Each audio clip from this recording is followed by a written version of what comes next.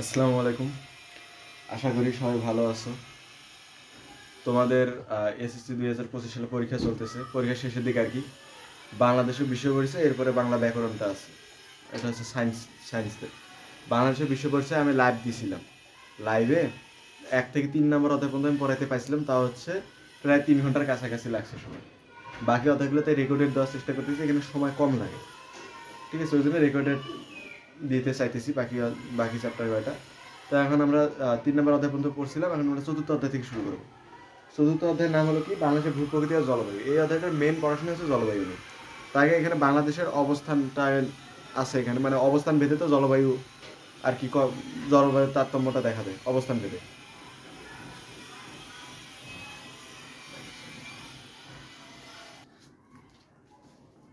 তাহলে এখানে বাংলাদেশের সীমানাগুলো আমাদের একটু জানা লাগবে। বাংলাদেশকে যখন আমরা মানে একটা মানচিত্রের মধ্যে যখন মানে বের করতে যাব, ঠিক আছে, তখন কিছু দ্রাঘিমা রেখা আর কি জানা লাগবে আমাদের বাংলাদেশের। এই রেখাগুলো দ্বারা মানে যেগুলো দ্বারা আমরা বাংলাদেশকে ট্র্যাক করতে পারবো আর কি একটা মানচিত্রের মধ্যে।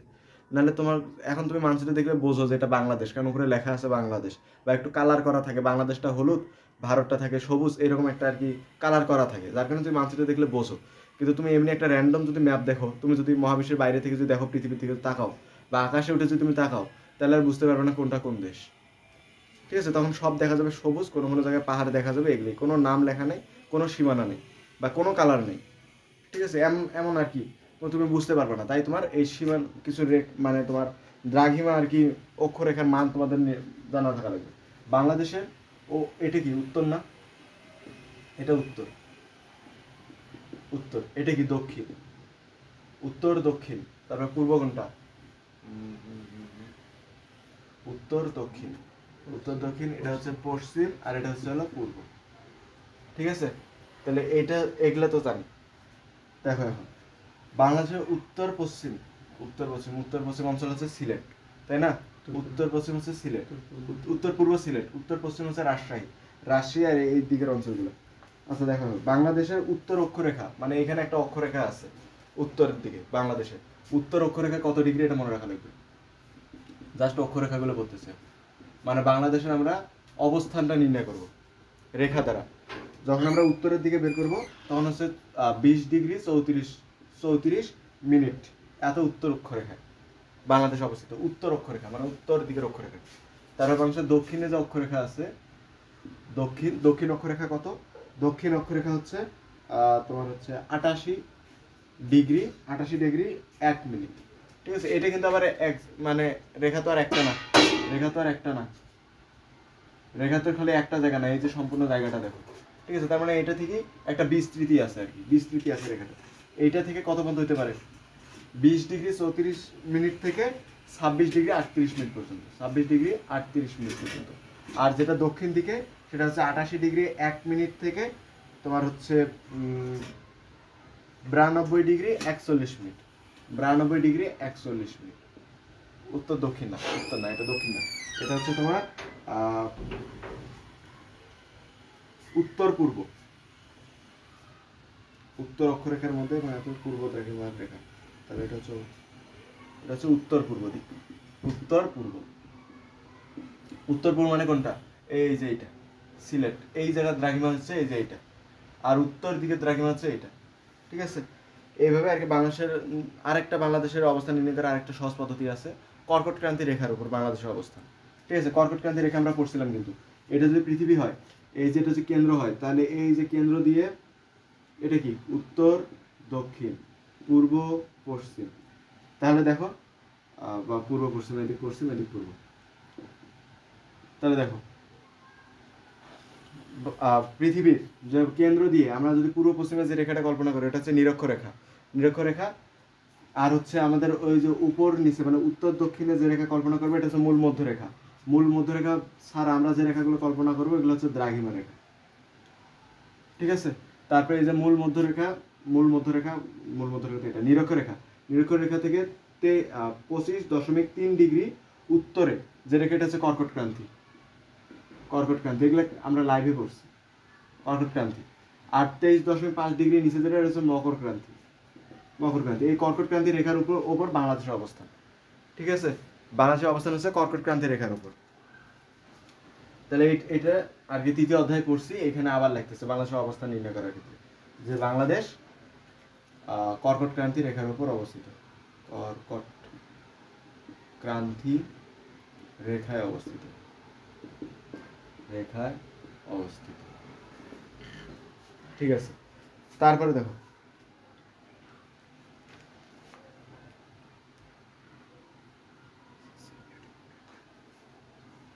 আচ্ছা এটা তাহলে ঠিক আছে। এরপরে দেখো, এরপরে বাংলাদেশের সীমানাটা আর কি, তুমি যদি বাংলাদেশকে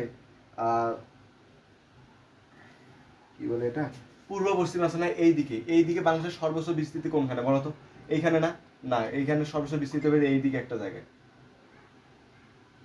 কোন একটু ইয়ে থাকে আর কি, এদিকে একটা জায়গা আছে আর কি একটু উঁচু, ঠিক আছে, যেটা হচ্ছে সিলেট থেকে এদিক আরো বাড়ানো থাকে, সেটা হচ্ছে তোমার বান্দরবনে। এই যে এইখান থেকে এইখান পর্যন্ত এটা হচ্ছে বাংলাদেশের সর্বোচ্চ বিস্তৃতি পূর্ব পশ্চিমে, ঠিক আছে। এইটার এটা না, এই যে এটা হচ্ছে সর্বোচ্চ বিস্তৃতি এইদিকে। আর লম্বায় কোন দিকে বলতো? এই যে এইখান থেকে এই যে এইখান পর্যন্ত, ঠিক আছে।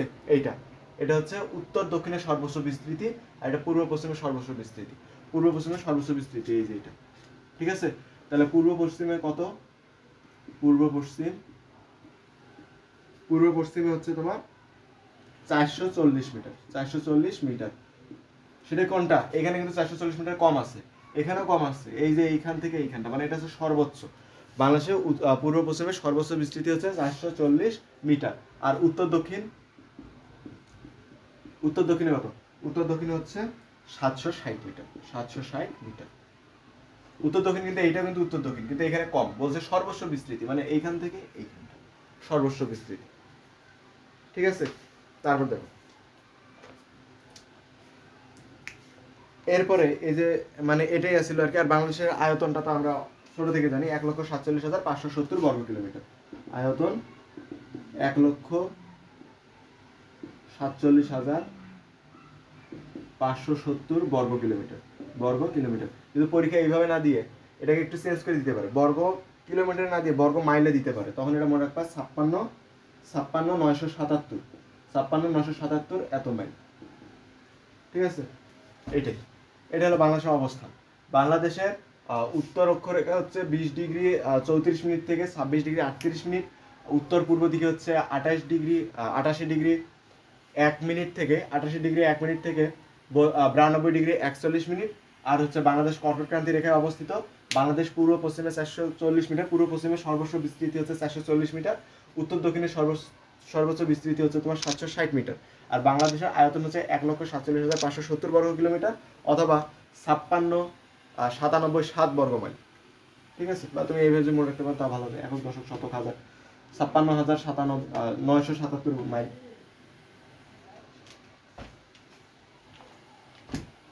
আর শোনো, তারপরে আছে বাংলাদেশের আঞ্চলিক শ্রেণী বিভাগ। মানে এই যে অঞ্চল ভেদে বাংলাদেশকে কয়েক ভাগে ভাগ করা হয়, ঠিক আছে। অঞ্চল ভেদে বাংলাদেশটার অঞ্চল ভেদে একে কয়েকটা ভাগে ভাগ করা হয়, সেগুলো আগে দেখো। 1 নম্বরে অঞ্চল ভেদে শ্রেণী বিভাগ। এই যে শ্রেণী বিভাগটা পরে, তারপরে এটা প্রশ্ন সৃজনশীল কিভাবে আসবে সেটা দেখাবো, ঠিক আছে। এখানে আলাদা করে সিকিউ সলভ করাবো না, আমি জাস্ট মানে সৃজনশীলের টাইপগুলো সব শেষ করে দিতেছি, তারপরে সৃজনশীল প্রশ্ন একটা দেখাই দেবো, দেখবো ওর অ্যান্সার তুমি অলরেডি পড়ে ফেলছো।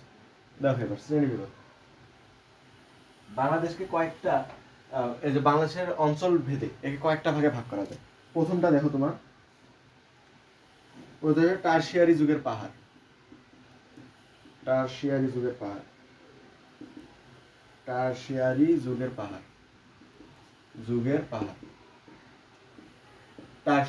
পাহাড়। দ্বিতীয়ত হচ্ছে তোমার প্লাইস্টোসিন কালের সোপান সমূহ, প্লাইস্টোসিন পাহাড় সমূহ, প্লাইস্টোসিন কালের সোপান সমূহ। 3 নাম্বার হচ্ছে তোমার সাম্প্রতিক কালের প্লাবন সমভূমি, মানে এটা ডাইরেক্ট তুমি লিখতে পারো প্লাবন সমভূমি, ঠিক আছে।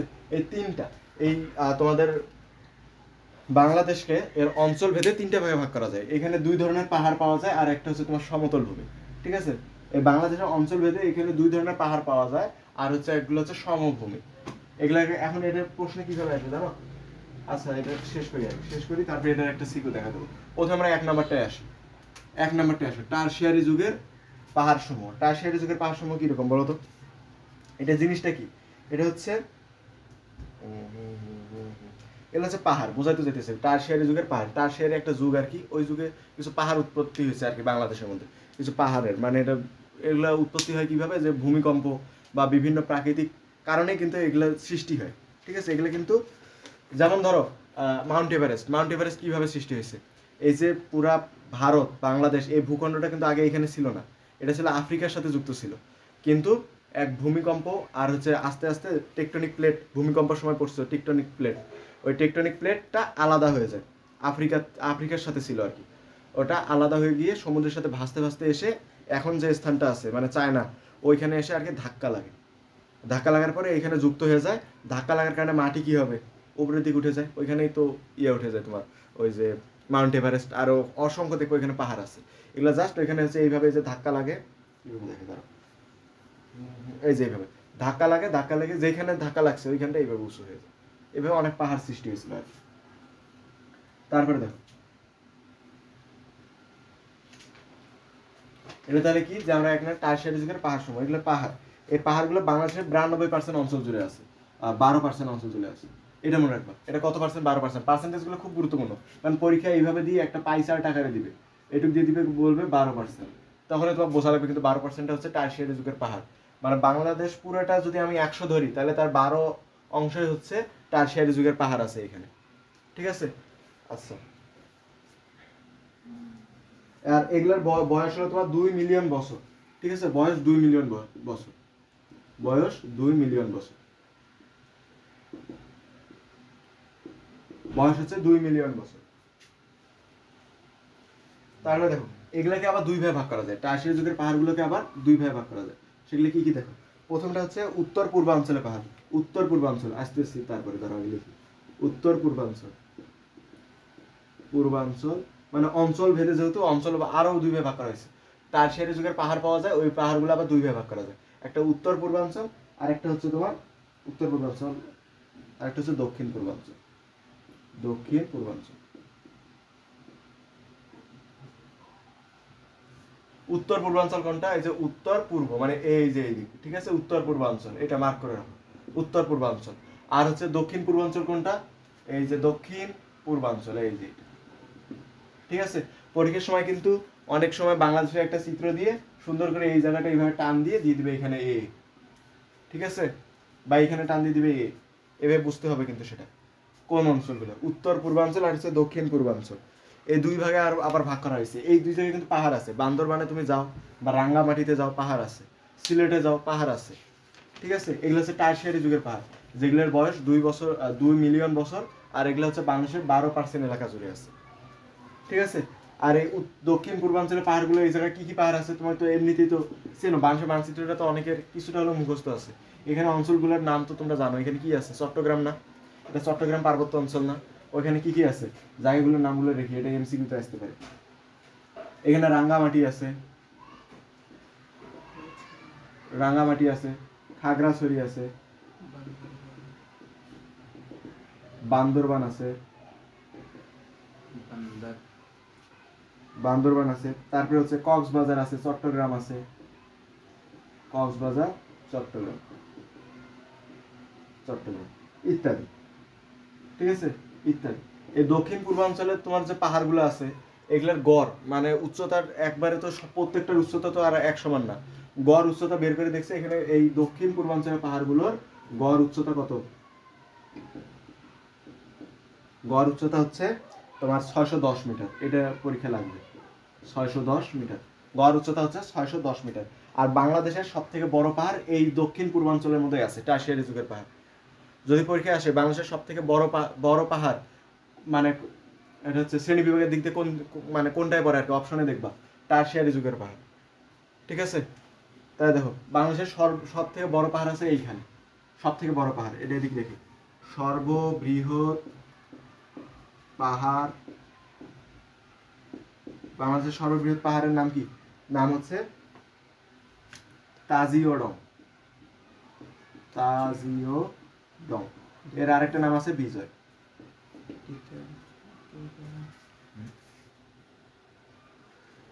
সর্ববৃহৎ পাহাড় হচ্ছে তাজিও ডং। তারপরে এর এর উচ্চতাটা কিন্তু অবশ্যই লাগবে। তাজিও ডং বা বিজয়ের উচ্চতা হচ্ছে 1231 মিটার। 1231 মিটার, ঠিক আছে। তারপরে এরপরে দ্বিতীয়, এটা কোন জায়গায় অবস্থিত? অবশ্যই এটা বান্দরবানে অবস্থিত। এই যে মার্ক করে রাখো, বড় লিখে রাখো, ঠিক আছে।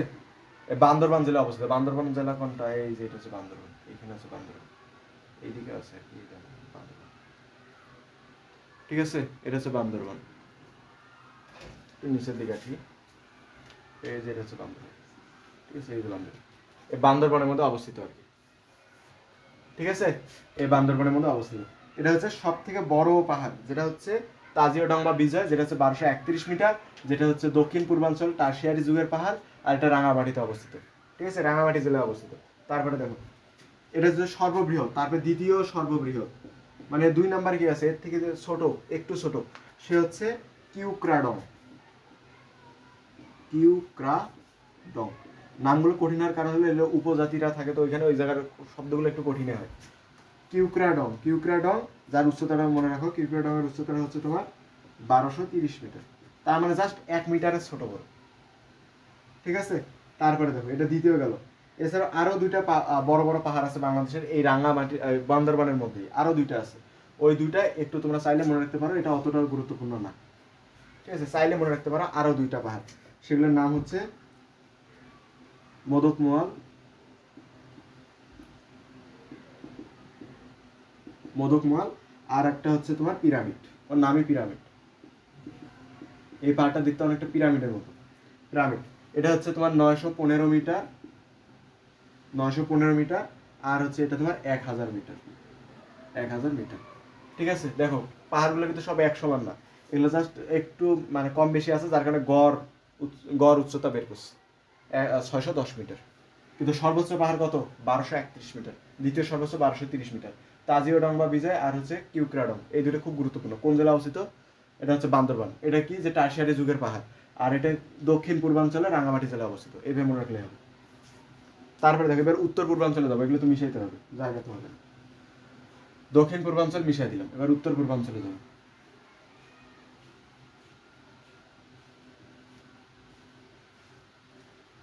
উত্তর পূর্বাঞ্চল, উত্তর পূর্বাঞ্চল কোনগুলো? ওই যে সিলেট জেলা, সিলেট বিভাগ, ঠিক আছে। উত্তর পূর্বাঞ্চল সিলেট জেলার সাথে এখানে কিন্তু ময়মনসিংহ আছে, যে ময়মনসিংহ আছে সাথে এই যে সিলেট আছে। তাহলে এটা কি? সিলেট, ময়মনসিংহ,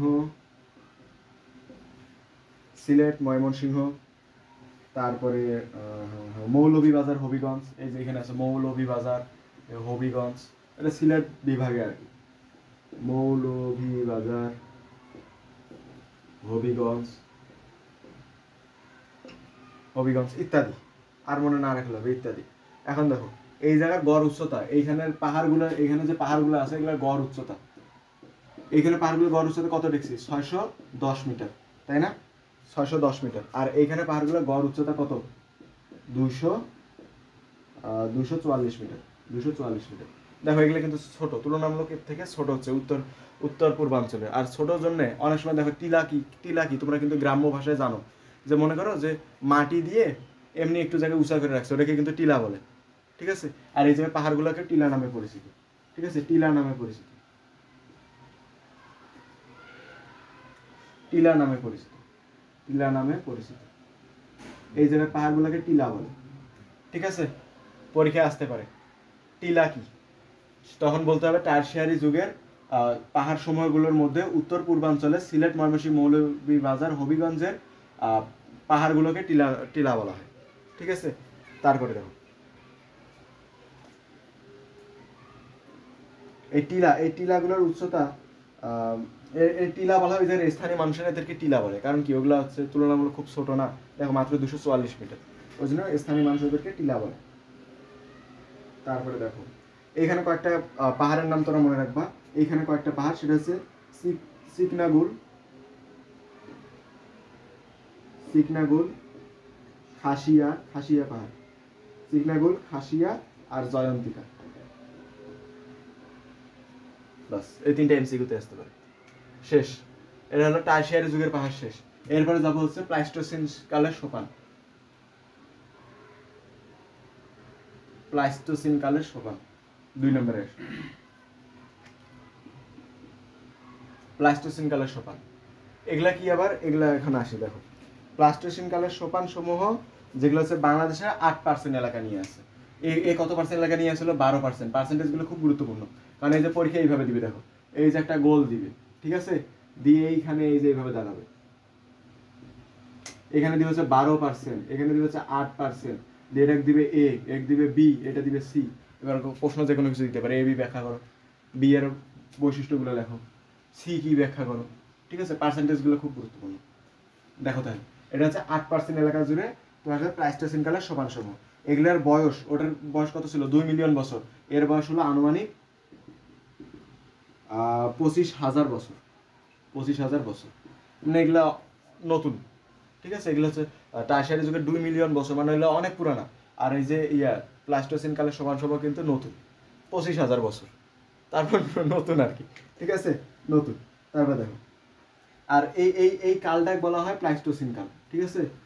প্লাইস্টোসিন কাল, প্লাইস্টোসিন কাল, এই কালটাকে বলা হয় প্লাইস্টোসিন কাল। আর এই কালে এই পাহাড়গুলো উৎপন্ন হয়েছে জন্য এদেরকে বলা হয় প্লাইস্টোসিন কালের সোপান সমূহ।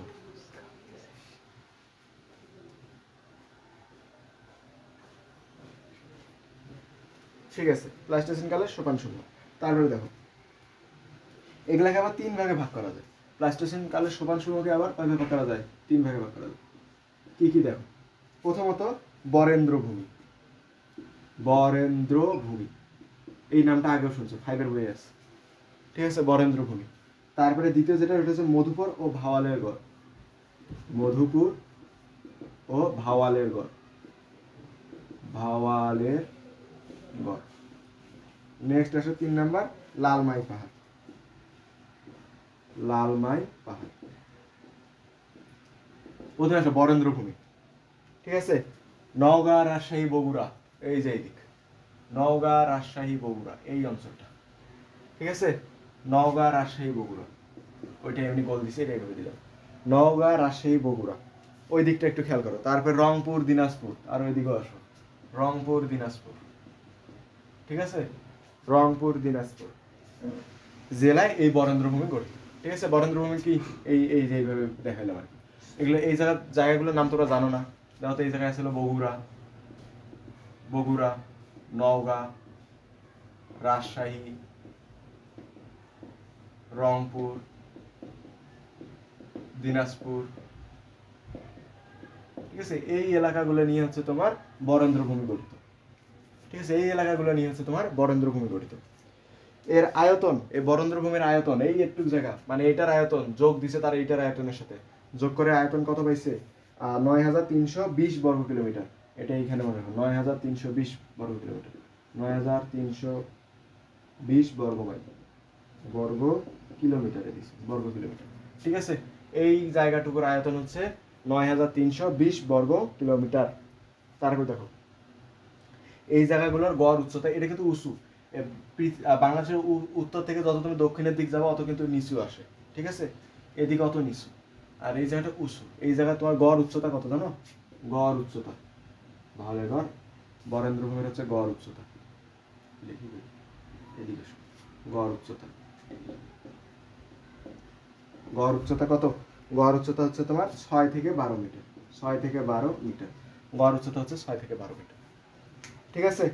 তারপরে দেখো, এই জায়গার মাটিগুলো তোমার হয় ধূসর আর হচ্ছে লালচে বর্ণের, ধূসর আর হচ্ছে লালচে বর্ণের, ধূসর প্লাস লালচে বর্ণের, লালচে, জাস্ট এইটুকু তথ্য মনে রাখলে হবে। এটা হচ্ছে তোমার বরেন্দ্রভূমি। এরপর আসো, এরপর হলো তোমার এই যে টাঙ্গাইল, গাজীপুর, এই যে দেখো বগুড়া লিখছি না, বগুড়া একটু বেশি নিচে হয়ে গেছে, এই যে এই জায়গায় দেখো বগুড়া, বগুড়া, ঠিক আছে। এইখানে আছে তোমার টাঙ্গাইল, টাঙ্গাইল, এইখানে আছে গাজীপুর, এই যে এইদিকে আছে গাজীপুর, গাজীপুর, ঠিক আছে। টাঙ্গাইল, গাজীপুর, তারপরে হচ্ছে তোমার আর হচ্ছে ঢাকা, এই যে ঢাকা, টাঙ্গাইল, গাজীপুর, ঢাকা, ঠিক আছে। টাঙ্গাইল, গাজীপুর, ঢাকা, এই যে অঞ্চলটা দেখো, এই অঞ্চলটা হচ্ছে তোমার মধুপুর ভাওয়ালের গড়, ঠিক আছে। এটা হচ্ছে তোমার টাঙ্গাইল, গাজীপুর আর হচ্ছে ঢাকা, এই যে এইখানে একটা জায়গার নামে আছে, টাঙ্গাইলে একটা জায়গার নামে আছে মধুপুর, ঠিক আছে? এগুলো হচ্ছে তোমার মধুপুর ও ভাওয়ালের ঘর, এইভাবে তোমার মনে রাখতে পারো। টাঙ্গাইলে একটা জায়গার নামে আছে মধুপুর, টাঙ্গাইলে আমার নানি বাড়ি আর রংপুরে আমার বাড়ি। আচ্ছা দেখো, তাহলে এই টাঙ্গাইল, তারপর হচ্ছে তোমার গাজীপুর আর ঢাকা, টাঙ্গাইল গাজীপুর ঢাকা, এই তিনটা অঞ্চল হচ্ছে তোমার মধুপুর ভাওয়ালের গড়, ঠিক আছে? এর আবার তোমার ঠিকভাবে এর আয়তনটা মনে রাখা লাগবে। এর আয়তন, ভাওয়ালের গড়, এর আয়তন কত? এর আয়তন হচ্ছে 4103 বর্গ কিলোমিটার, বর্গ কিলোমিটার বা কিলোমিটার স্কোয়ার দিলেই হতো, বর্গ কিলোমিটার, ঠিক আছে? আর এই জায়গার মাটির রং কিন্তু লাল কালার, এটা সুন্দর মনে রাখবা। এই জায়গার মাটির রং হচ্ছে লাল কালার। ওইখানে আমি যখন ছোটবেলা যখন নানি বাড়িতে যাইতাম তখন দেখছিলাম ওই যে মাটিগুলো লাল কালার। আমার কাছে অনেকটা এই যে ইট আছে না, ইট যখন পাউডার করে তখন যেরকম লাগে না, আমার অমন লাগতো। আর মাটিগুলো প্রচুর শক্ত হয়। আগে প্রাচীনকালেও না, মনে করো যে এই যে টাঙ্গাইল এই অঞ্চলটার মধ্যে এখনো মাটির ঘর পাওয়া যায়, সম্পূর্ণ ঘর মাটি দিয়ে বানানো, লাল মাটি, মাটিগুলো প্রচুর শক্ত হয়। তারপরে দেখো, আগে যখন গেছিলাম তখন টিনের ঘর একটাও ছিল না, সবাই মাটির ঘর। এখন ইদানিং টিন হয়েছে, পাকা বাড়ি, দালান টালান সব উঠতেছে। দেখো তারপর এটা লালচে কালার। তারপরে এবার দেখো, এই যে এটা হচ্ছে তোমার এখানে কুমিল্লা, ঠিক আছে? এখানে একটা শহর আছে যার নাম হচ্ছে কুমিল্লা। কুমিল্লা কুমিল্লা কুমিল্লা কি এটা তোমার মধুপুর ভালো করে কিন্তু শেষ। এবার তুমি এসে লালমাই পাহাড়, ঠিক আছে? এটা কিন্তু কুমিল্লা জেলা থেকে 8 কিলোমিটার দূরে একটা অঞ্চলে বলে, 8 কিলোমিটার, ঠিক আছে? কুমিল্লা জেলা থেকে 8 কিলোমিটার পশ্চিমে, আর পশ্চিম কোনটা? এই যে পশ্চিমে, 8 কিলোমিটার পশ্চিমে, 8 কিলোমিটার, ঠিক আছে? 8 কিলোমিটার পশ্চিমে লালমাই আর হচ্ছে ময়নামতি পাহাড়ের কথা শোনো নাই? ওই ময়নামতি, লালমাই আর হচ্ছে ময়নামতি অবস্থিত, যেটা হচ্ছে তোমার লালমাই পাহাড়, ঠিক আছে? এটা হচ্ছে তোমার লালমাই পাহাড়। লালমাই পাহাড়, এই পাহাড়ের গড় উচ্চতা হচ্ছে 21 মিটার, গড় উচ্চতা 21 মিটার, জাস্ট এইটুকু, শেষ। এটা হচ্ছে প্লাস্টোসিন কালের সোপান সময়। চিত্র তো 12টা বাজছে, আরো বাজবে ইনশাল্লাহ। তারপরে নেক্সট গেল আমাদের কি, প্লাস্টোসিন কাল গেল। এবার আমরা যাবো প্লাবন সমভূমি, সম্প্রতিকালের প্লাবন সমভূমি। মিশে যাবে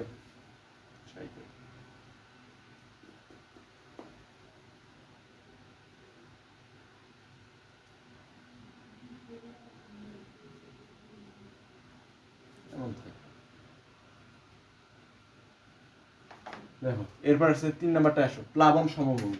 প্লাবন সমভূমি কি? একদম সমান ভূমি, মানে সুন্দর, কোনো পাহাড় নেই। উপরে যে দুইটাই পড়ছে এই দুইটাই কিন্তু, এটা হচ্ছে পাহাড়, এটা হচ্ছে উঁচু, এগুলা পাহাড়, আর এগুলো হচ্ছে তোমার উঁচু ভূমি। আর এই যে 3 নাম্বার যেটা আসতেছে এটা হচ্ছে তোমার একদম সমান ভূমি, ঠিক আছে? সমতল ভূমি। এই সমতল ভূমি কি? এটা হচ্ছে তুমি হিসাব করো, এটা 12% আসলে, এটা 8%, তাহলে আর কয় পার্সেন্ট থাকে? 12 আর 20, 8 থেকে 80%, তাই না? এই 80% হচ্ছে তোমার প্লাবন সমভূমি, ঠিক আছে? এটা মনে রাখবো 80%। পার্সেন্টেজগুলো খুবই গুরুত্বপূর্ণ, ঠিক আছে? 80%। তারপরে দেখো, এই জায়গায় অসংখ্য পরিমাণ নদী থাকে, অসংখ্য নদী থাকে, এইগুলা মনে রাখবা। তারপরে এর আয়তনটা রাখবে। আয়তন হচ্ছে 1,24,266 বর্গ কিলোমিটার। তোমার কল্পনা করো, বাংলাদেশের তোমার হচ্ছে আয়তন কত? 1,47,570 বর্গ কিলোমিটার, কিন্তু তার মধ্যে দেখো 1,24,666 বর্গ কিলোমিটারই হচ্ছে সমান ভূমি। তার মানে এগুলো তো খুব কম দেখা দিতেছে, 12%, 8%, আর কই 80%। এবার দেখো, এই অঞ্চলগুলো মনে রাখা লাগবে।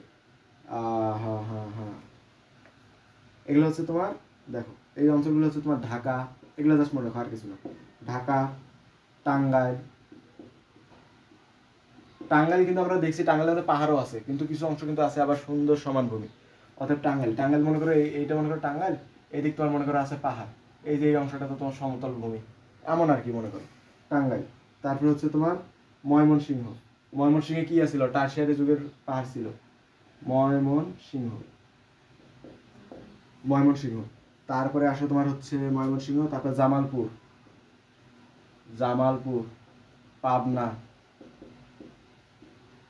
পাবনা, রাজশাহী,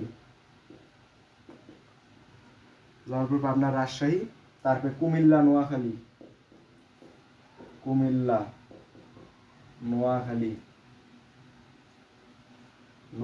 তারপরে নোয়াখালী বানানো ভুল, আচ্ছা নোয়াখালী। তারপরে সুনামগঞ্জ,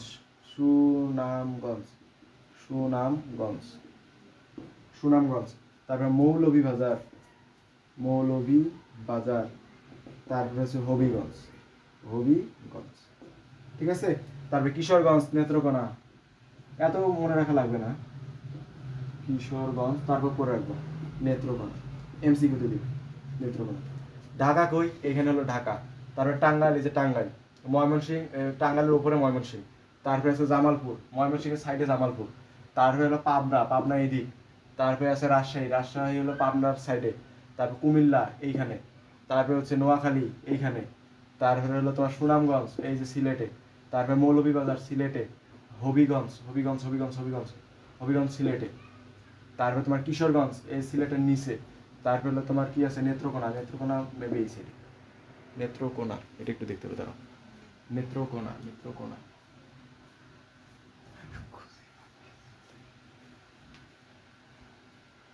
যশোর, নড়াইল, গোপালপুর, নাগরিকপুর, ফরিদপুর, আচ্ছা পরে খুঁজবে, এটা ঠিক মনে করতে আসে না, মনে করো এইখানে এই দিক কোনো একটা জায়গায় দেখতে হবে, ঠিক আছে। এই আসলে শ্রেণী বিভাগ। এখন এখান থেকে প্রশ্ন আসবে কিভাবে, একটা সৃজনশীল আমি দিই, দেখো একটা সৃজনশীল দেই এখান থেকে, মনে করে এখন পর্যন্ত যা পড়লাম এই এই জায়গা থেকে একটা সৃজনশীল এমন হতে পারে, মনে করে এইটা হচ্ছে তোমার একটা এইভাবে, মানে এর প্রশ্ন এইভাবে যায়, দিয়ে তোমার এই যে এইভাবে দিল, এইভাবে দিয়ে এইভাবে দিয়ে এইভাবে, ঠিক আছে। এটা হচ্ছে 12%, এটা হচ্ছে তোমার 8%, এটা হচ্ছে তোমার 80%, 80%, 80%, এটা দিল এ বি সি, ঠিক আছে। এটা দিয়ে এখন তোমার যে কোনো প্রকার প্রশ্ন দিবে যে এ কি ব্যাখ্যা করো, বি, বি এর পাহাড় সমূহ ব্যাখ্যা করো, বা তোমার এইভাবে একটা পৃথিবীর মানচিত্র, বাংলাদেশের মানচিত্র দিয়ে এই যে এটা এ, ঠিক আছে, তারপরে যে এইটা বি, আর এইদিকে একটা যে কোনো জায়গা থেকে একটা টান দিয়ে সি, ঠিক আছে। এইভাবে তোমার মনে করে রাখা লাগবে। নেত্রকোনা এইখানে, ঠিক আছে, ময়মনসিংহ, ময়মনসিংহ আর হচ্ছে মৌলভীবাজারের কাছে। এবার দেখো এতটুকু বোঝা গেছে তো নাকি? এখান থেকে প্রশ্ন এইভাবে আসবে আর কি, এইভাবে অনেক প্রশ্ন আসছে, চিত্র দিয়ে বেশিরভাগ ক্ষেত্রে প্রশ্নগুলো আসে। তারপরে নেক্সট ডে আমরা দেখো,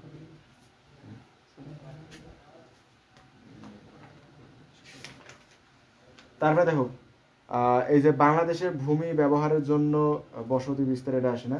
একটা প্রশ্ন আসে যে পৃথিবী, 3 অধ্যায় থেকে এই প্রশ্নটা আসে আর কি, 3 স্যার মিসড করে দেয় যে পৃথিবীর বাংলাদেশের মধ্যে বাংলাদেশের জলবায়ুর মানে হচ্ছে তোমার তারতম্য ব্যাখ্যা করো আর কি, এমন একটা প্রশ্ন। তোমার এই অধ্যায়টা রিডিং পড়িও, দেখো যে এখানে আছে, ঠিক আছে। বাংলাদেশের জলবায়ু এবং প্রাকৃতিক দুর্যোগগুলি রিডিং করলে তুমি লিখতে পারবে, ঠিক আছে।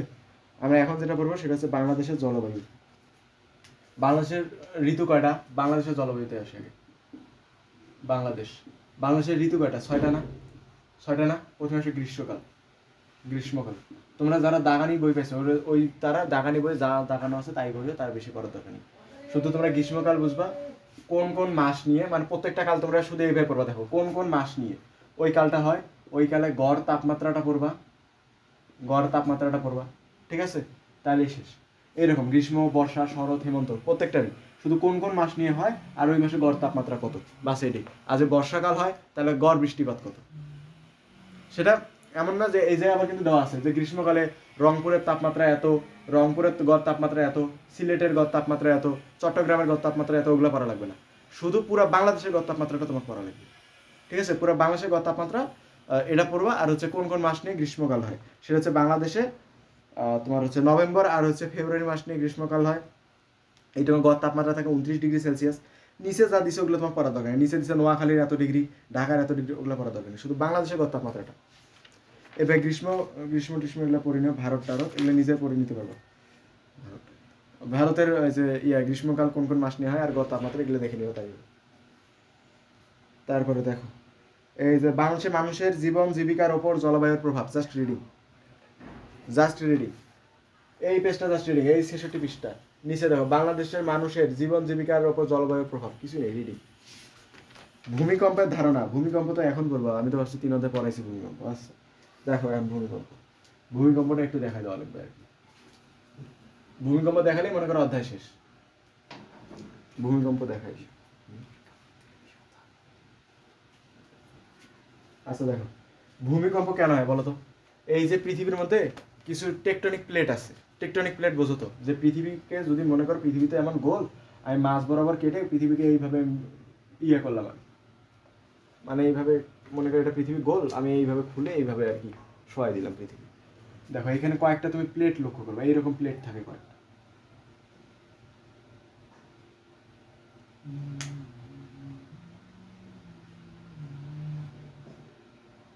প্লেট থাকে, টেকটনিক প্লেট। টেকটনিক প্লেট কি, এগুলো হচ্ছে এগুলো শিলা আর কি, শিলা নিয়ে গঠিত হয় টেকটনিক প্লেট।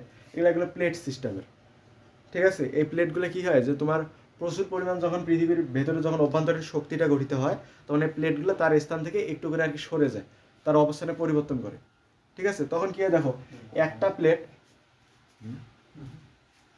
তখন মনে করো তোমার একটা প্লেট, এমন একটা প্লেট আরেকটা প্লেটের সাথে যখন তোমার ধাক্কা খাবে, তখন তোমার একটা বিকট শব্দ হবে, আর দুইটা প্লেট কিন্তু তোমার কেঁপে উঠবে, তখন সেটা কি, ভূমিকম্প, ঠিক আছে। আর মনে করো একটা প্লেট আরেকটা প্লেটের মধ্যে যখন ঘর্ষণ হবে, মনে করো এই দুইটা প্লেট এইভাবে যখন নড়ার সময় একজন আরেকজনের সাথে যখন ধাক্কা খাবে, দেখো তখন কিন্তু মানে কেঁপে উঠবে আর কি, নড়ে উঠবে বা হচ্ছে কেঁপে উঠবে।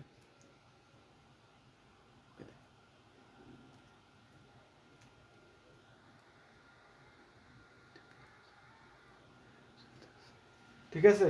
আর যখন দেখো একটা আরেকটা মনে করো এইভাবে নড়ার সময় দুজনের মধ্যে এইভাবে ঘর্ষণ সৃষ্টি হলো, তখন ওইখানে তাপ উৎপন্ন হবে আর আগ্নেয়গিরি হবে, ঠিক আছে। এটা হচ্ছে ভূমিকম্প আর আগ্নেয়গিরি হওয়ার কারণ, ভূমিকম্প আর হচ্ছে আগ্নেয়গিরি হওয়ার কারণ, ঠিক আছে। আর এই টেকটনিক প্লেটের সংখ্যা মনে রাখবা, টেকটনিক প্লেট হচ্ছে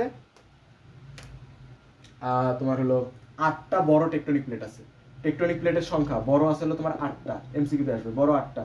আর আঞ্চলিক বা ছোট, আঞ্চলিক এরকম ছোট, এর মাঝে মনে করো ছোট এমন এমন আছে, ঠিক আছে। আঞ্চলিক, এই আঞ্চলিক হচ্ছে 6টা, ঠিক আছে। বাংলাদেশের মধ্যে টেকটনিক প্লেটটা এই যে এইভাবে গেছে, দেখো এই যে এইভাবে বাংলাদেশের মধ্যে একটা টেকটনিক প্লেট গেছে, এইদিকে একটা টেকটনিক প্লেট, এইদিকে আরেকটা টেকটনিক প্লেট।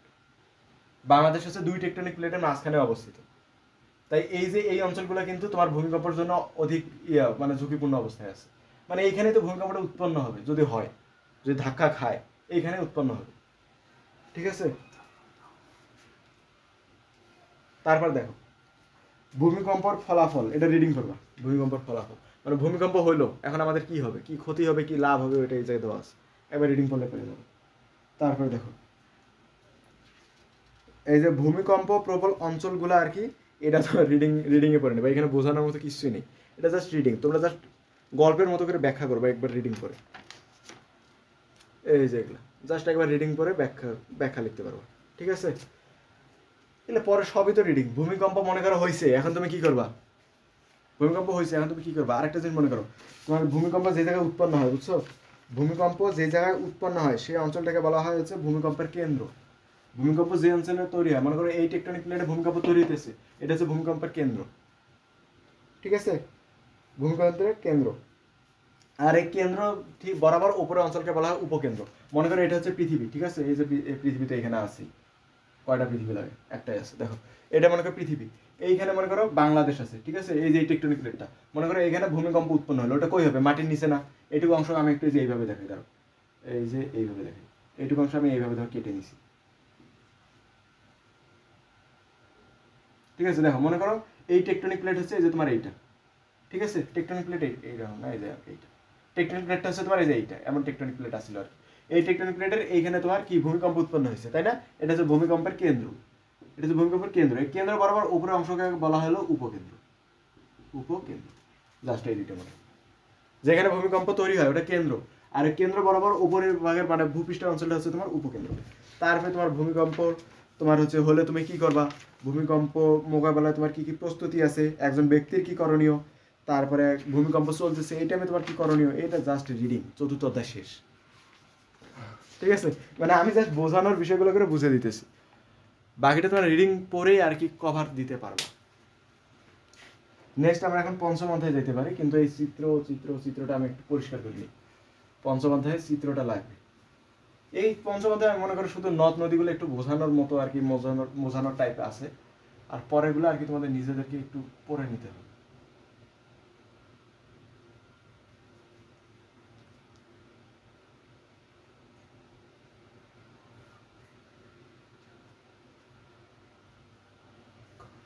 আচ্ছা এবার অধ্যায়ের নাম কি, বাংলাদেশের নদ নদী আর প্রাকৃতিক সম্পদ, আর নদী মনে করি বাংলাদেশের নদী নিয়ে আর কি আমাদের এখন পড়াশোনা। দেখো বাংলাদেশে মোট নদী কয়টা আছে, এটা আগে মনে রাখো, মোট নদী হচ্ছে 700টি, ঠিক আছে। এই 700টা নদীর আয়তন কত বলো, এই 700টা নদীকে তুমি যদি একখানে করো, মানে যে নদীগুলো আছে সবগুলার তুমি যদি ইঞ্চি টেপ দিয়ে মাপা শুরু করে দাও, ইঞ্চি টেপ দিয়ে তো জীবনে মাপা যাবে না, তারপর মনে করো আমি ইঞ্চি টেপ দিয়ে মাপা শুরু করে দিছি একদম সব নদী লম্বায় কতটুকু, এইটা যতটুকু হয় তার সাথে যোগ দিছি পরেরটা কতটুকু, এইভাবে করি মোট নদীর দৈর্ঘ্য আসে হলো তোমার 22,000, হ্যাঁ 22,155 কিলোমিটার দৈর্ঘ্য। এই 700টা নদীর একখানে করে দৈর্ঘ্য হচ্ছে 22,155 কিলোমিটার, এটা আসতে পারে, ঠিক আছে। তারপরে দেখো বাংলাদেশের প্রধান প্রধান নদীগুলোর নামগুলো একটু মনে রাখো।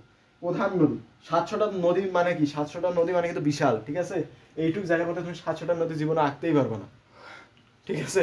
তো 700টা নদী, এমন কোনো দেশ নাই যে দেশে এত নদী আছে, ওই জন্য বাংলাদেশকে নদীমাতৃক দেশ বলা হয়, ঠিক আছে। এমন একটা দেশে খুঁজে পাবো না যার মধ্যে 700টা দেশ আছে, 700টা নদী আছে, ভাবা যায় 700টা নদী মানে কম। দেখো এই নদীগুলোর নাম দেখো, প্রধান এই 700টার মধ্যে প্রধান যে নদীগুলো ওটা হচ্ছে কর্ণফুলী, যমুনা, মেঘনা, তারপরে হচ্ছে যমুনা, মেঘনা, ব্রহ্মপুত্র, তারপরে আর কি আছে ব্রহ্মপুত্র, তারপরে তিস্তা, পশুর আরো আছে তিস্তা, পশুর, সাঙ্গু, এগুলো হচ্ছে তোমার প্রধান নদী কিছু, ঠিক আছে, ইত্যাদি দিল আরো আছে কিছু প্রধান নদী, এগুলো ইত্যাদি বই আওয়াতে এই কটা দেওয়া আছে শুরুতে।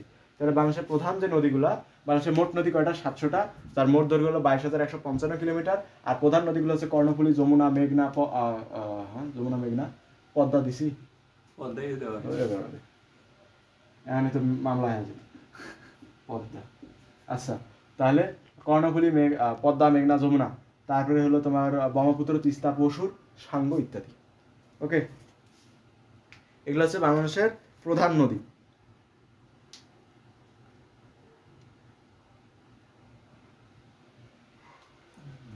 এরপর এই নদীগুলো আমরা প্রধান আরো কয়টা প্রধান নদী সম্পর্কে জানবো, ঠিক আছে। এই প্রত্যেকটা নদী তৈরি হয়েছে তোমার উৎপত্তি স্থল হচ্ছে তোমার ভারত, চায়না, এগুলো দিয়ে পাহাড় অঞ্চলগুলো দিয়ে বাংলাদেশের মধ্যে ঢুকে বাংলাদেশ দিয়ে সুন্দর ব্রহ্মপুত্র কেন বঙ্গোপসাগরে গিয়ে মিলিত হয়, এগুলো দেখবো আমরা।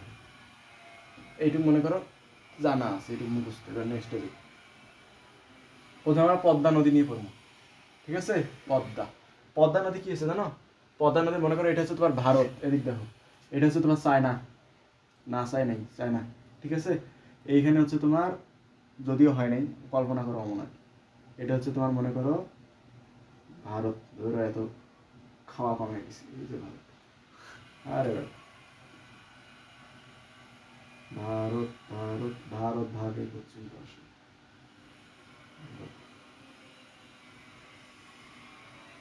মনে করো ভারত, এইখানে মনে করো আমাদের ছোট্ট ব্যাপারে নান্না মুন্না বাংলাদেশ, ঠিক আছে। এখন দেখো এই যে আমাদের যে এত বড় জীবন, এইদিকে যে এইখানে মনে করো বাংলাদেশ, মনে করো আর কি, সবকিছুই মনে করো। এইখানে কিন্তু অনেক পাহাড় আছে তোমার। এই পদ্মা নদীগুলো উৎপন্ন হয় পাহাড়গুলো থেকে। পদ্মা নদীর উৎপন্ন হয়েছে কোনখানে জানো? এই যে এইদিকে একটা পাহাড়, ওই পাহাড়টার নাম তোমাকে জানালে। পদ্মা নদী হচ্ছে তোমার তোমার হিমালয়ের গাঙ্গোত্র হিমবাহ, এই যে এগুলো হচ্ছে হিমালয়, ভারতের হিমালয় অনেক সূর্য, কিন্তু উৎপত্তি মনে রাখা লাগবে, উৎপত্তি হচ্ছে তোমার কই, উৎপত্তি হচ্ছে তোমার হিমালয় তোমার হলো হিমালয়ের গাঙ্গোত্রী আছে না, গাঙ্গোত্রীর মধ্যে হিমালয়ের গাঙ্গোত্রী হিমবাহ মানে ওই জায়গার নাম আর কি। এটা হিমালয়, এই পুরোটা হচ্ছে তোমার হিমালয়। এই হিমালয়ের আমার মানচিত্র আছে তো, দাঁড়াও পুরো তোমাকে দেখাই দিতেছি, ম্যাপ বিটিভিতে দেখাবো এখন, ধরো বাংলাদেশ টেলিভিশন, জয় বাংলা নেট দেখা যাবে নাকি জানি না। এইদিকে আসি আমি, দেখো এই যে মানচিত্রে খেয়াল করো, আরে বেটা ঝাপসাসকে ধরো বেটা,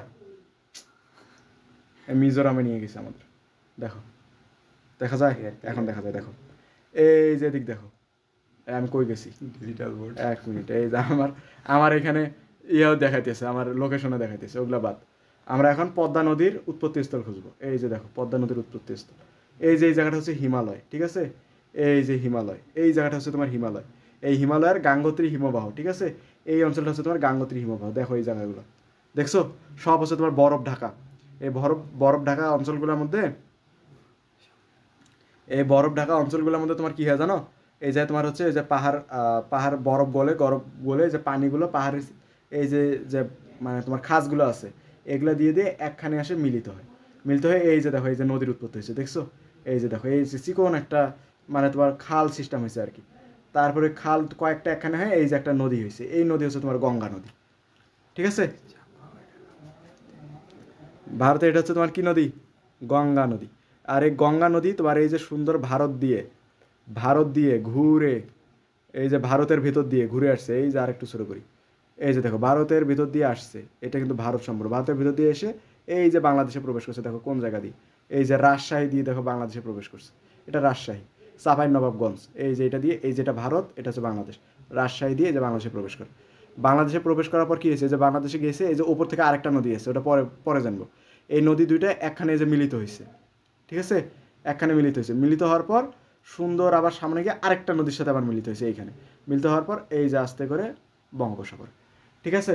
তাহলে উৎপত্তি স্থল কই, ভারতের, মানে ডাইরেক্ট লাইভ দেখায় নিয়ে আসলাম তোমাদের, হিমালয় নিয়ে গেছিলাম, দেখো এবার হিমালয়ের গাঙ্গোত্রী হিমবাহে এই নদীটা উৎপত্তি হয়, উৎপত্তি হওয়ার পরে এই যে রাজশাহী, এই রাজশাহী দিয়ে বাংলাদেশে প্রবেশ করে, ঠিক আছে, রাজশাহী দিয়ে বাংলাদেশে প্রবেশ করে, গল্পের মতো মনে রাখো। উৎপত্তি স্থল খালি মনে রাখা হিমালয় গাঙ্গোত্রী হিমবাহ, এর গতিপথ কিন্তু পরীক্ষায় আসতে পারে। হিমালয়ের গাঙ্গোত্রী হিমবাহ থেকে উৎপন্ন হয়ে ভারতে এই নদী গঙ্গা নামে পরিচিত, ভারতে এই যে এইভাবে মনে করে আসছে, এটা তোমার কি বাংলাদেশ না, ভারতে এই নদীর নাম হচ্ছে গঙ্গা, যখন এই যে বাংলাদেশে ঢুকছে তখন হয়ে গেছে পদ্মা। গঙ্গার পদ্মা একই নদী, জাস্ট ওই জায়গায় নাম গঙ্গা, এই জায়গায় নাম হচ্ছে পদ্মা, ঠিক আছে। তাহলে দেখো, তাহলে হিমালয়ের গাঙ্গোত্রী হিমবাহ এটা উৎপন্ন হওয়ার পর রাজশাহী, ঠিক আছে, রাজশাহী জেলা দিয়ে পদ্মা নামে বাংলাদেশে প্রবেশ করে। তারপরে গোয়ালন্দের নিকট এই যে এই জায়গায় একটা জায়গার নাম হচ্ছে তোমার গোয়ালন্দ, ঠিক আছে, গোয়ালন্দ, এই যে এই নদীটা এই দিক দিয়ে গোয়ালন্দ পর্যন্ত আসে, ঠিক আছে, গোয়ালন্দ পর্যন্ত আসে। তখন কি হয়, তখন তোমার আরেকটা নদী আসে উপর থেকে, ওটা একটু পরে জানবো, মনে করো আপাতত এইখানে আছে, ঠিক আছে, এইখানে এসে কি হয় এটা তোমরা মনে রাখবে, এইদিকে একটা নদী আসে যেটা হচ্ছে তোমার ব্রহ্মপুত্র, মনে করো এদিকে ব্রহ্মপুত্র নদীটা আসে এদিক থেকে, ঠিক আছে, ওই দিক থেকে আসে ব্রহ্মপুত্র নদীটা, আর এই নদীর সাথে মিলিত হয়ে এরা আবার যাত্রা শুরু করে দেয়। তারপরে এই যে এটা আবার তোমার হচ্ছে যাত্রার সঙ্গে দেয়, তারপরে চাঁদপুরে এদিকে আরেকটু আসে, এই জায়গার নাম হচ্ছে তোমার চাঁদপুর, এদিকে আবার তোমার চাঁদপুরে আসে, ঠিক আছে, চাঁদপুরে এসে আরেকটু এদিক দিয়ে চাঁদপুর, এই চাঁদপুরের মধ্যে আসে, এই দুইটা একখানে হয়ে কিন্তু চাঁদপুরের মধ্যে আসলো, ঠিক আছে, দুইটা নদী একখানে হয়ে চাঁদপুর পর্যন্ত আসলো।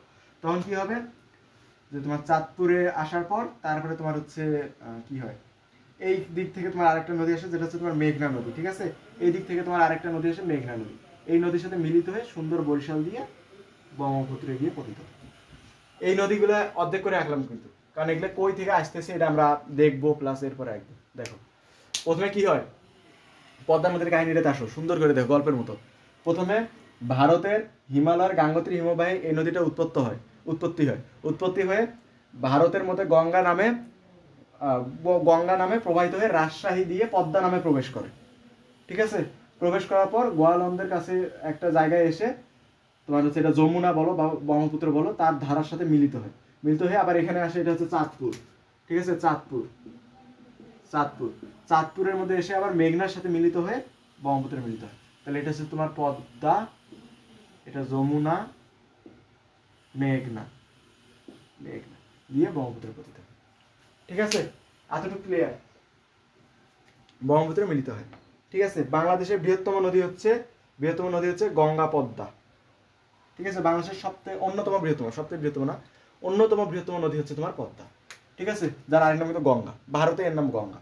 তারপরে দেখো এই নদীটার আয়তন এই পদ্মা নদী মানে এতটুক থেকে এতটুক, এইটুক কিন্তু পদ্মা, ঠিক আছে, এটুক পদ্মা, এই পদ্মা নদীর আয়তন কত, 34,188 কিলোমিটার স্কয়ার বা বর্গ কিলোমিটার, ঠিক আছে, এটা হচ্ছে পদ্মা নদীর আয়তন। তারপরে শাখা নদীগুলোর নাম লাগবে, এমসিকিউতে প্রচুর আসে, আর এখান থেকে এমসিকিউ অবশ্যই আসবে, ঠিক আছে, যে এই নদী এটা কোন নদীর শাখা নদী বা এই নদীর শাখা নদী নিচের কোনটি, তাহলে এই শাখা নদীগুলো তোমরা মনে রাখো, ভাগীরথী, ভাগীরথী, হুগলি, মাথাভাঙ্গা, আরে কপাল, মাথাভাঙ্গা। আচ্ছা, ইছামতি, তারপরে আছে তোমার কি ভৈরব, ইছামতি, ভৈরব, কুমার, আর হচ্ছে কপোতাক্ষ। বাংলার কথা মনে পড়ে গেল, কপোতাক্ষ নদী। ঠিক আছে, কপোতাক্ষ। দেখো এগুলো হচ্ছে এই নদীর শাখা নদী। শাখা নদী কি মনে করো, এই যেটা হচ্ছে তোমার পদ্মা নদী, এই যে রাজশাহী দিয়ে এই যে তোমার হচ্ছে গোয়ালন্দ পর্যন্ত, এটা মনে করো তোমার পদ্মা নদী। এদিক দিয়ে একটা হাত বের হবে, এদিক দিয়ে একটা পা বের হবে, এদিক দিয়ে মাথা, এদিক দিয়ে আরেক পা, এদিক দিয়ে আরেক হাত, এগুলো এইভাবে তোমার হচ্ছে শাখা নদী। ঠিক আছে, এইভাবে তোমার থাকে শাখা নদীগুলো। পদ্মা নদীর শাখা নদীগুলো হচ্ছে ভাগীরথী, মনে করো এটা ভাগীরথী, ইছামতি, কপোতাক্ষ, এটা মাথা ভাঙা, এটা হাত ভাঙা। তারপরে চলো এবার নেক্সটে যাই, এবার হচ্ছে আমরা যমুনা নদী। পদ্মা নদী শেষ, এবার যেমন আমরা যমুনা বা ব্রহ্মপুত্র নদী, এটা শেষ, এটাও শেষ। দেখো এরপরে হচ্ছে তোমার ব্রহ্মপুত্র আর হচ্ছে যমুনা, কারণ দুইটা একই নদী। বানান ব্রহ্মপুত্র ও যমুনা। আচ্ছা দেখো, ব্রহ্মপুত্র আর যমুনা একই নদী, শুধু এই জায়গার নাম, এই জায়গায় একে বলে ব্রহ্মপুত্র, আর একটু আগায় যায় ওকে বলে যমুনা, এমন হয়েছে। দেখো এই প্রথমে ব্রহ্মপুত্র দিয়ে শুরু হবে, তারপরে ব্রহ্মপুত্রটা যমুনা হয়ে যাবে। দেখো কি হয়, তিব্বতের মনোজ সরোবর, এটাও দেখা দিই।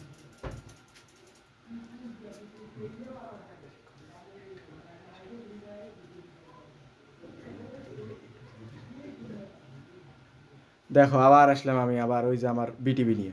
এইখানে দেখো, এই যে এটা দেখতেছো না, এটা হচ্ছে তোমার ব্রহ্মপুত্র নদী। ঠিক আছে, এটা ব্রহ্মপুত্র নদী। এই যে উৎপত্তি স্থানটা তুমি যদি যাও, নদীটা কই থেকে আসছে, অরুণাচল প্রদেশ, সব থেকে আমার ফেভারিট একটা জায়গা। তারপরে দেখো এর এই যে এদিকে আছে, দেখো এই যে তিব্বত হচ্ছে তোমার এই ঝাপসা হয়ে গেলে,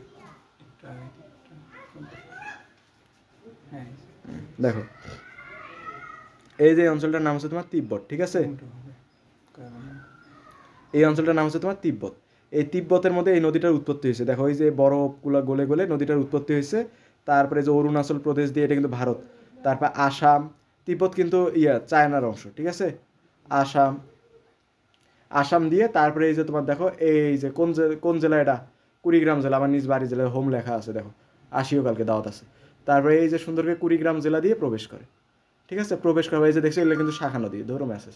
তারপরে দেখো এই যে নিচের দিকে এসে এই যে দেখো এখানে দেখো পদ্মার সাথে মিলিত হয় গোয়ালন্দের মধ্যে। ঠিক আছে, আর তার এদিক যায় পাবনার মধ্যে আসে, আবার এই যে মেঘনা এদিকে আসে মিলিত হয়ে এই যে সুন্দর করে ব্রহ্মপুত্র। ঠিক আছে, তাহলে আমরা কি দেখলাম, বঙ্গোপসাগর। তাহলে এই যে ব্রহ্মপুত্রটা, এটা তিব্বতের মনোজ সরোবরে, তিব্বতের মনোজ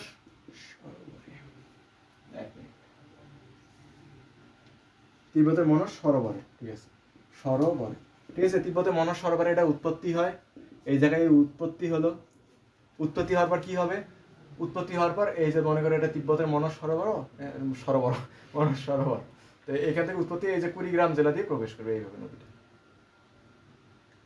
কুড়িগ্রাম জেলা দিয়ে প্রবেশ করবে। তিব্বত এদিক হচ্ছে তোমার চায়না মানে চীন, আর এদিক হচ্ছে তোমার ভারত। ঠিক আছে, ভারত পার করে এদিক দিয়ে এটা হচ্ছে তোমার কুড়িগ্রাম জেলা, মাই জেলা।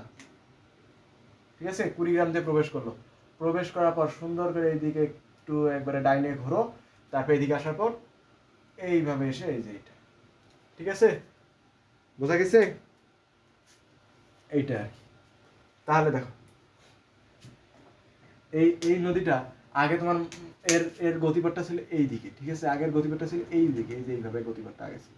কিন্তু এই যে একটা ভূমিকম্পের কথা বলা আছে না, এই যে আছে 1787 সালে ভূমিকম্পের কারণে গতিপথটা চেঞ্জ হয়ে যায়। এই মানে ভূমিকম্পের কারণে আর কি, যে নদী ভাঙন টাঙনের কারণে গতিপথ এই দিক দিয়ে এইভাবে ছিল, এটা ভেঙে আর কি এইভাবে আসে। ঠিক আছে, তখন এই যে নতুন যে গতিপথটা, এর নাম আসে যমুনা। ঠিক আছে, ওই গতিপথটার নাম দেয় যমুনা। তাহলে দেখো, তাহলে এটা কুড়িগ্রাম দিয়ে প্রবেশ করে, এটা লিখলাম না, এখানে দেখা যেতেছে কুড়িগ্রাম দিয়ে প্রবেশ করে। তারপরে এর প্রধান ধারা কিন্তু ময়মনসিংহ। ঠিক আছে, এটা ময়মনসিংহ প্রধান ধারা ছিল ময়মনসিংহ। কিন্তু 1787 সালের ভূমিকম্পে গতিপথ গতিপথ পরিবর্তন করে, গতিপথ পরিবর্তন করে। আর নতুন গতিপথের নাম হচ্ছে তোমার, নতুন গতিপথ হলো তোমার কি, যমুনা। যেটা গোয়ালন্দের মধ্যে গিয়ে পদ্মা নদীর সাথে মিলিত হয়। এই আসলে তোমার যমুনা। আর একটা যে যমুনার শাখা নদীগুলোর নাম পড়া লাগবে। এই ব্রহ্মপুত্রের যে শাখা নদীগুলো আছে, ওর মধ্যে তো দেখছো যে নদী থেকে আশেপাশে অনেক হাত পা বের হয়ে গেছে। এই যে ব্রহ্মপুত্রের যে শাখা নদীগুলো, এখানে একটা আছে তিস্তা। এটা তিস্তা নিয়ে একটু পরে বিশদ আলোচনা আছে, তিস্তা। ঠিক আছে, এমন কয়েকটা শাখা নদী আছে। দেখো প্রথমে ব্রহ্মপুত্রের শাখা নদীগুলো আসো। ব্রহ্মপুত্রের শাখা নদী হচ্ছে তোমার ধরলা, তিস্তা হলো উপনদী। ধরলা আর হচ্ছে তিস্তা, শাখা নদী না, এটা হচ্ছে উপনদী। ঠিক আছে, উপনদী। আর হচ্ছে এই যে দেখো, এই যে যমুনার যে তোমার উপনদীগুলো আছে সেগুলো হচ্ছে করতোয়া আর হলো আত্রাই। করতোয়া আর হলো আত্রাই। ঠিক আছে, এইটুক জানলেই হবে। ব্রহ্মপুত্রের দৈর্ঘ্যটা জানি না। ব্রহ্মপুত্রের যে দৈর্ঘ্যটা, এই দৈর্ঘ্যটা হচ্ছে তোমার 2897 কিলোমিটার। আর হচ্ছে তোমার যমুনার যে দৈর্ঘ্যটা, এটা হলো তোমার 44,030 কিলোমিটার। আয়তনটা লাগবে না, এইটুক জানলেই হবে। ঠিক আছে, আয়তনটা লাগবে না। এরপরে চলো ব্রহ্মপুত্র আর যমুনা শেষ, এরপর চলো মেঘনা।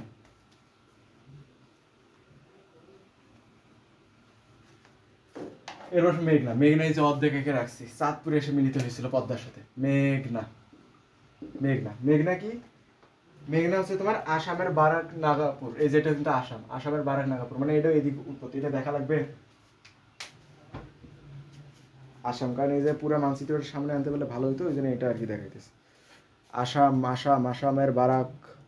এই যে দেখো আসামের বারাক কই গেল? এই যে দাঁড়াও, আমি আগে খুঁজি। এই যে একটা নদী পাইছি, এটা তুলনামূলক অনেক ছোট।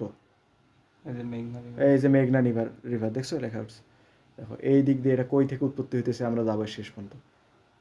এবার এই এত ছোট এদিকে এসে এদিকে নালায় পড়ে গেলাম। 1 মিনিট। সুনামগঞ্জ, সিলেট, আসাম। এই যে দেখছো, এই যে এটা হচ্ছে আসাম। কই গেল আসাম?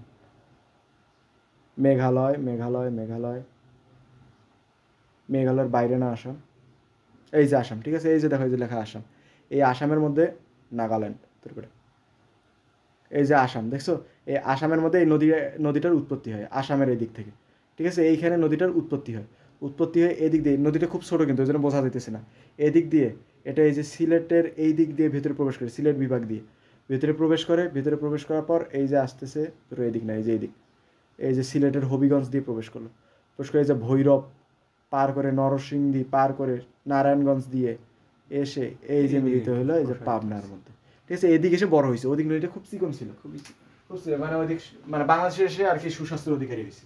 দেখো তাহলে এই নদীটা উৎপত্তি কই বললাম আমরা, হচ্ছে আসামের বারাক নদী, মণিপুর কিন্তু আমি ভুল করে চাপ দিছিলাম। তাহলে আসাম, মণিপুর। ঠিক আছে, আসামের মণিপুর অঞ্চলে উৎপত্তি হয়। ঠিক আছে, উৎপত্তি হয়। তারপরে দেখো, সিলেট দিয়ে প্রবেশ করে। এই যে সিলেট দিয়ে আছে না, এই যে আসামের মণিপুর, এদিক উৎপত্তি হয়। এটি খুব চিকন থাকে আর কি নদীটা। এই যে আমি দেখাইলাম হালকা করে, এই যে চিকন। এদিকে এসে তারপরে বাংলাদেশে এসে আর কি একটু সুস্বাস্থ্যের অধিকারী হয়ে যায়। হ্যাঁ, ঠিক আছে, এটা হচ্ছে তোমার মেঘনা। কোন দিক দিয়ে প্রবেশ করছে? সিলেট দিয়ে। কোন দিক দিয়ে? সিলেটের যে অঞ্চলটা, সেটা হচ্ছে তোমার কোন অঞ্চল? এটা সিলেট দিয়ে প্রবেশ করে। এটা জাস্ট মনে রাখো, সিলেট দিয়ে প্রবেশ করে। আর হচ্ছে সুরমা আর কুশিয়া নদীর সাথে মিলিত হয়। এদিকে আরেকটা নদী আসে তোমার হলো সুরমা, এদিকে একটা নদী আসে মনে করো তোমার, তার নাম হচ্ছে তোমার কি, কুশিয়া। এই নদী একখানে হয়ে মেঘনা একখানে হয়ে চলে আসে আর কি। মানে এদিকে এদের দুইজনের পানি নিয়ে একখানে একবারে সুস্বাস্থ্যের অধিকারী হয়ে যাবে। তারপরে দেখো ভৈরব বাজার দেখাইলাম তো। তারপরে দেখো এসে ব্রহ্মপুত্র ধারার সাথে মিলিত হয়। এই যে ব্রহ্মপুত্র এই ধারাটার সাথে মিলিত হয়, এইখানে মিলিত হলে এই জায়গাটার নদী সব থেকে বেশি প্রশস্ত। এই জায়গাটা আসলে এই জায়গাটা অনেকগুলো নদী এসে এখানে মিলিত হয়েছে। ঠিক আছে, তারপরে দেখো এই যে এইখানে তোমার মনে রাখা লাগবে এর উপনদী, এর হলো ইয়াগুলা, শাখা নদীগুলা হচ্ছে তোমার মনু। কি কও তুমি? মনু। তারপরে হলো তোমার তিতাস। তারপর হচ্ছে তোমার গোমতী, গোমতী, বাউলাই, বাউলাই, এগুলো হচ্ছে তোমার শাখা নদী, এমসিকিউতে দিবে। ঠিক আছে, শাখা নদী তোমার এমসিকিউতে দিবে। তারপরে লাস্ট কর্ণফুলী, এটা শেষ। Next last Karnaphuli. এটা জাস্ট নদীগুলো একটু আর কি বোঝাই দিতেছি, তারপরে বাকিগুলো তোমরা নিজে নিজে করে নিতে পারবে, আমি জাস্ট বলে দেবো কি কি পড়বা। তারপরে আসে কর্ণফুলী, কর্ণফুলী, কর্ণফুলী নদীটা আবার কই, এটা না, কর্ণফুলী নদীটা কই দেখো।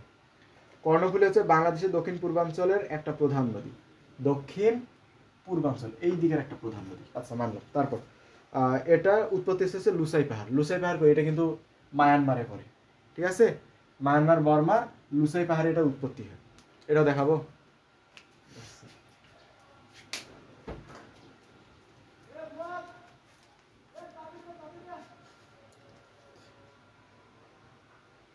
লুসাই পাহাড়, লুসাই পাহাড়, এটা মিজোরাম, এটা মায়ানমারে না, এটা হচ্ছে মিজোরাম, ভারতের মিজোরাম। দেখো কত সুন্দর একটা জায়গা, দেখছো লুসাই পাহাড়, এই যেটা হচ্ছে লুসাই পাহাড়, যে জায়গায় তুমি লাল ডটটা দেখতেছো, এই লুসাই পাহাড় থেকে এটা উৎপন্ন হয়। ঠিক আছে, লুসাই পাহাড় থেকে উৎপন্ন হয়, কোন দিকে সেটা আমি জানি না, লুসাই পাহাড় থেকে উৎপন্ন হয়েছে। এদিকে খুব ছোটো থাকে তো জন্য বোঝা যায় না। লুসাই পাহাড় হচ্ছে এটা ভারতে, লুসাই পাহাড় থেকে উৎপন্ন হয়েছে। উৎপন্ন হওয়ার পর এই যে সুন্দর করে তোমার এই যে কাপ্তাই এদিক দিয়ে মেবি প্রবেশ করছে, কাপ্তাই হ্রদ। দাঁড়াও 1 মিনিট, এখানে বোঝা যায় না, অতিরিক্ত জুম করা লাগবে। পাইছি, এই যে দেখো, এই যে এখানে কল্পনা করছিলাম এখানে, এই যে দেখো, এই যে দেখো এই কাপ্তাই হ্রদের সাথে মিলিত হয়েছে। এই যে এদিকে দেখছো, এই যে খুব কিন্তু চিকন নদীটা, দেখছো অ্যামাজন জঙ্গলের মতো লাগে বাংলাদেশকে এখান থেকে দেখলে। এই যে দেখো, এই যে নদীটা দেখছো কত ছোট, কত ছোট। এটা আসছে কই থেকে, ওই যে মিজোরামের মধ্যে। এই যে মিজোরাম কই, এই যে কই গেল মিজোরাম, ধরো বেটা কই, এই যে হচ্ছে তোমার এই যে মিজোরাম, এই মিজোরামের লুসাই পাহাড়ের মধ্যে এটা উৎপন্ন হয়। উৎপন্ন হয়ে এই যে চট্টগ্রাম দিয়ে প্রবেশ করে, করে এই যে খুব চিকন থাকে, এই যে আস্তে আস্তে দেখা যায় কত মোটা হয়, সুস্বাস্থ্য অধিকারী হয়ে এই যে বঙ্গোপসাগরে চলে যায়। ঠিক আছে, এটা চট্টগ্রাম দিয়ে বঙ্গোপসাগরে পতিত হয়। তাহলে এটা কি হলো, কর্ণফুলী নদী কই উৎপত্তি হলো, এটা হচ্ছে তোমার লুসাই পাহাড়ে, লুসাই পাহাড়ে, লুসাই পাহাড়, পাহাড়ে এটা হলো তোমার উৎপত্তি, উৎপত্তি। তারপরে তোমার এই যে সুন্দর করে চট্টগ্রাম দিয়ে প্রবেশ করে, এটা খুব ছোট থাকে এদিকে, এইদিকে হচ্ছে তোমার মিজোরাম, এই লুসাই পাহাড়ের উৎপত্তি। এই যে সুন্দর করে আসে, আসামে চট্টগ্রাম দিয়ে আসে, বের হয়ে যায়। ঠিক আছে, এটা হলো এই নদী, এদিকে এসে একটু প্রশস্ত হয়। ঠিক আছে, এটা হচ্ছে তোমার কর্ণফুলী, এটা হচ্ছে তোমার চট্টগ্রাম, চট্টগ্রাম, আর এটা হচ্ছে তোমার কি কর্ণফুলী, কর্ণফুলী। ঠিক আছে, কর্ণফুলী। আচ্ছা দেখো, এর প্রধান উপনদী, এর উপনদী, উপনদীগুলো লাগবে তো, উপনদী এমসিকিউতে এখান থেকে তুমি এমসিকিউ একটা পাবাই, যে নিচের কোনটি এর উপনদী বা এরকম কিছু। কাপ্তাই, কাপ্তাই, এই যে এখানে অবস্থিত কাপ্তাই, কাপ্তাই হ্রদ, সবাই বেড়াইতে যায় এখানে রাঙামাটিতে। ঠিক আছে, কাপ্তাই হ্রদ। তারপরে হচ্ছে তোমার কাপ্তাই হ্রদ আছে, আর কি আছে দাঁড়াও, কাপ্তাই হ্রদ, তারপরে হালদা, হালদা, তারপরে হচ্ছে তোমার কাসালাং, কাসালাং, আসছে তোমার রাংখিয়াং, রাংখিয়াং। এই যে নামগুলো একটু কঠিন, এটা ঠিক, আমি আগে বলছিলাম এই পার্বত্য অঞ্চলের নামগুলো একটু কঠিন, পাহাড়ের নামগুলো দেখছিলে কিন্তু অনেক কঠিন ছিল, এগুলো মনে রাখলেই হবে আর কি। এরপর তোমার পশুর নদী আছে, পশুর নদীটা তোমরা নিজে নিজে পড়ে নেবা। জাস্ট এখানে তোমরা কি করবা শোনো, পশুর নদীটা তোমরা শুধু এটার উৎপত্তি স্থলটা শুধু দেখবা। ঠিক আছে, এর উৎপত্তি স্থলটা দেখবা, আর এটা কোন দিক দিয়ে কোন দিক গেছে এটা একবার শুধু রিডিং করে নেবা। আমি তিস্তা নদীটা হালকা করে করতেছি, কারণ আমার বাড়ির সাথে নদীটা একটু দেখো, এটা হচ্ছে তোমার সিকিম, এই দিকে হচ্ছে তোমার সিকিম। ঠিক আছে, দেখা মনে হয় যাবে না, এইদিকে একটা অঞ্চল হচ্ছে তোমার সিকিম। ঠিক আছে, এইদিকে একটা অঞ্চল হচ্ছে তোমার সিকিম, ওই সিকিম উপরে আর কি, ওই সিকিমের একটা অঞ্চল থেকে এই তিস্তা নদী তোমার এই দিকে আছে জলপাইগুড়ি দিয়ে এই দিক দিয়ে প্রবেশ করে। আরে জলপাইগুড়ি দিক না, জলপাইগুড়ি দিয়ে প্রবেশ করে, এই যে অনেকটা এই দিক দিয়ে। ঠিক আছে, এই যেটা কি ভুল গতিপথ দেখাচ্ছি আমি, এই দিক দিয়ে প্রবেশ করে এই যে তোমার হচ্ছে কুড়িগ্রামে এসে ইয়ের সাথে মিলিত হয়, ব্রহ্মপুত্রের সাথে। জাস্ট রিডিং করে নেব। আর আমার বাড়ি হলো এই যে যে জায়গায় যুক্ত হয়েছে ওই জায়গায়। ঠিক আছে, তারপরে দাও, তারপরে সাঙ্গু, ফেনী, নাফ নদী এইখানে। ঠিক আছে, এই যে এইখানে, এটা হচ্ছে তোমার কর্ণফুলীর শাখা নদী, কর্ণফুলীর আশেপাশে আসছে এদিকে নাফ নদী, যেটা হচ্ছে তোমার নাফ নদী এমনভাবে আছে, এই যে মনে করো এইভাবে নাফ নদী এমন একটা জায়গা আছে যেখানে নাফ নদী হচ্ছে সীমানা, ওইদিকে মায়ানমার, এইদিকে হচ্ছে বাংলাদেশ। জাস্ট রিডিং করে নেব। তারপরে যা আছে এটা তো রিডিং এরই। এই যে দেখো, বাংলাদেশ অঞ্চল ভেদে পানির অভাব অভাবের কারণ, অভাব এবং সমাধানের পদক্ষেপ, এগুলো তো মনে হয় 1-2 পড়া। রিডিং ছাড়া কিছুই নেই, জাস্ট রিডিং পড়া। যাতায়াত, জলবিদ্যুৎ এবং বাণিজ্যের ক্ষেত্রে নদীপথের ভূমিকা, শিখেও আসবে এখান থেকে।